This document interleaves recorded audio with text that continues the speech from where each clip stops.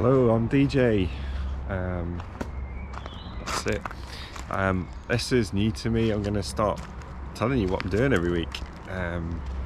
It's going to be edited in a very surreal way. It's just going to be what I've captured. I'm going to just try and film what I do. Some people said to me, how do you get so much done? How do you find the time? And I thought, well, if people find it interesting, I'll just film what I'm doing and talk about future projects, what we want to do in this place. And earlier this week I started talking about it. So how do we do this? I have been living at this house since 2018, so it's now 2026. It's been 8 years, and we've gone for a lot of change on this property. You will see it in these pictures I'm showing you now. You know, we really transformed a lot, and we've always been changing it. And really, we've not quite known what we want to do, where we want to go with it. My real passions are gardening, cooking, outdoors. So what I really want to do is build an outdoor kitchen. So we'll start off over here. So this is right around the side of the house. We've got a composting area. We put this together a couple of years ago, and it is in need of attention. We need to read up on composting. We were doing a 3-stage compost. It's kind of been working, but I think we can do so much better with it. We actually compost all our garden waste now, but it's getting a bit, needs attention, needs to be there. We've got a wildlife area here. We're repurposing this whole section for composting. Front of composting, we've got some potatoes growing this year. There's a lot of rocks in there. We need to sort out that bed properly. And then this year what we did is we brought in this little kitchen garden. So we're really passionate about growing herbs and how do we use them day to day. So we use this part of the garden every day. We'll eat something from it. So we got all the different herbs in here. We'll probably look for more things that needs a bit of weeding. We've got some new rosemary cuttings that we did from a big rosemary that's died off now. We've got fennel, we've got anise hyssop, we've got mint, we've got all sorts in it. Yes, we've got mint in the ground. There's a reason for that. We'll talk about it one day. We've got to cut back this hedgerow. We've got our sage, chamomile, and then we've got some lettuce here that we use every day. So we pick a few leaves every day, and it does us our lunch. We've done a nice salad every day from this area with the herbs and the leaves, which is cool. Got a greenhouse, needs weeding. This year we've got some peppers, tomatoes, and chilies growing in there. Again, that's a project to talk about in another video. We've got some more pots and things with some herbs in. Then we've got our amazing pizza oven. So this has been here, as you'll see, through lots of iterations on this property, but this has been a really key part. And this whole area used to be covered. It used to be where we used to host and cook, but we decided we wanted to bring a much more ordered system to growing. So we've now got 4 growing beds along here. We've got we've got our peas with a beautiful frame that we put together with bamboo and some arches. And these peas have been going for a few weeks now, and they're succession planted. So the ones at the front are only about a week old, and the ones at the back are about 8 weeks old. So we should get a good crop of peas. We've then got our courgettes and pumpkins going in here. They should take off for the next few weeks, really. We put a frame at the back to try and do some more vertical growing. We'll see how that goes. Here we've got some beetroot, leeks, and spinach. At the back we tried some French beans, but the birds were just relentless at not leaving them alone. So we'll see if we can do anything with that space this year, but we might just leave it and grow some sweet peas and things at the back to attract the pollinators. We've then got a later bed. This one's been planted for cabbage, and so hopefully in a few weeks we'll have a load of cabbage plants coming up in here straight in the ground. It's May, it's about to get hot and sunny, so we'll see how that works. We used to have a herb garden here, as you can see, and this is the result of the mess. This is where the new fire kitchen or outdoor kitchen is going to be. We've got lots of plans for this, but again, we're just saving up to be able to start it properly. We kind of know where we want the pizza oven, we know what we want to smoke, and a nice barbecue pit. and kind of eventually it will replace our original, well, Mark II fire pit. Our first one was a small one.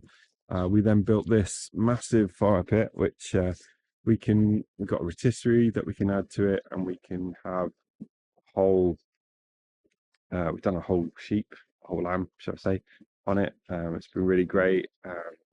But again, much more to do there. We've got our beautiful cedar tree and swing. Then we go around here, we've got our fish pond that we built on a whim out of spare parts. Our son, he's amazing, he wanted to have it. We've got goldfish in there, believe it or not. This needs, probably, I'd like to make this pond properly and bigger, give the fish a bit more space. I really like the idea of the pond in this area, but we've got to move a few things around. We've got a lot of fruit trees coming. You can see the cows in the field there. This is a bench I built with my son when he was littler. It's made out of old bed slats and bits. Again, like really lovely thing. Needs a bit of TLC just to spruce it up. Been under the tree, so it's gone a bit green. But it's quite a comfy bench, really, considering it's the first one we ever built. In here is where we keep our chicks. We've got 6 chickens. We call this the chicken orchard because it's also where we're growing fruit trees. So this horse chestnut we're going to take out in the autumn. We're going to leave it in for a bit of shade. It's going to get too big quite soon, but we want to replace it with more fruit trees. So as you know, if you are gardening, that chicken manure is quite good for fruit trees. So these have the task of keeping our fruit trees fed, and you'll see we've got pear, apple, plum. We've got some more plum around here as well. Oh wow, look at those this year. I could have quite a few plums on that one. Then up here we got another pear with cherry. We've got some damson trees that were here when we bought the property. We've got another pear tree that's been given from some friends. We've got another apple tree. So here we are. This is the garden, and week 1 in it. I'm just gonna spend a little bit of time weeding in this garden.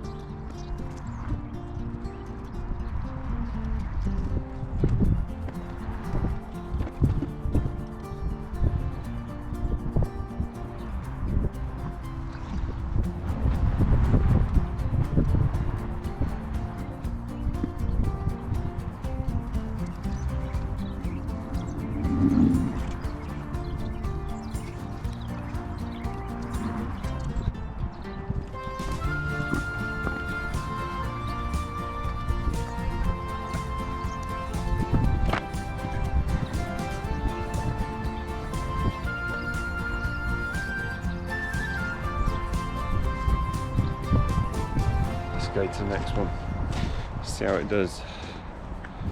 I'm gonna do this one next.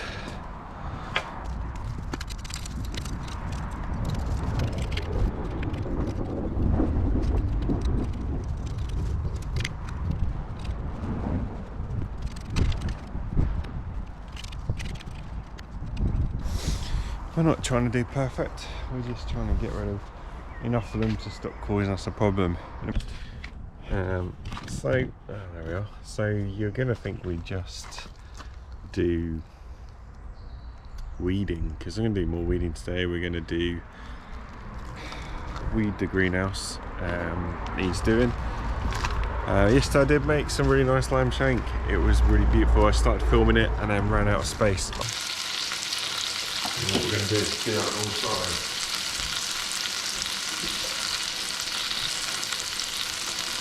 Today's job's going to be the greenhouse. One greenhouse. We built this. Elite greenhouses. Thank you very much. Not cheap greenhouses. So if you ever buy a property with a greenhouse, just think about how much it might cost if you want it in the future, because yeah, they're expensive. So we got, this is a chilli. It doesn't seem to be too happy, but we'll work that one out. We've got another chilli there, some peppers, and these larger tomato plants. Everything else is weeds.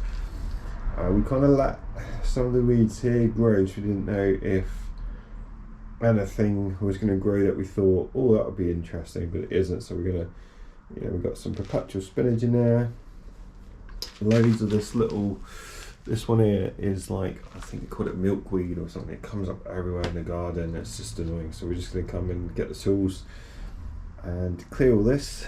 I'm not a tomato growing expert, and I know there's things you can do to make your tomatoes better, but we bought some damaged tomato plants for £1 each, as well as a couple of not undamaged ones, and they're all doing alright, so we'll see.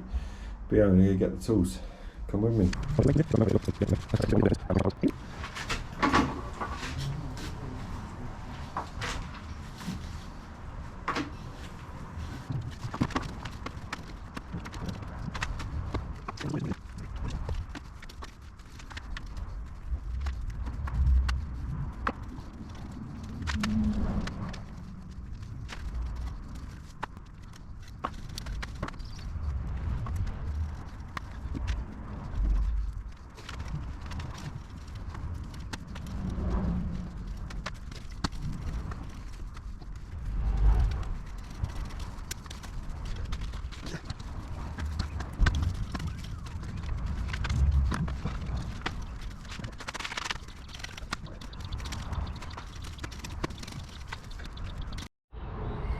Earlier this week I tried to film in cooking and the greenhouse, but the camera kept having issues, so I'll put in what we did, little bits, but this is week 1 done, so it doesn't make much sense. Hopefully it will as we go on. I'll get a better format and I'll see you next week.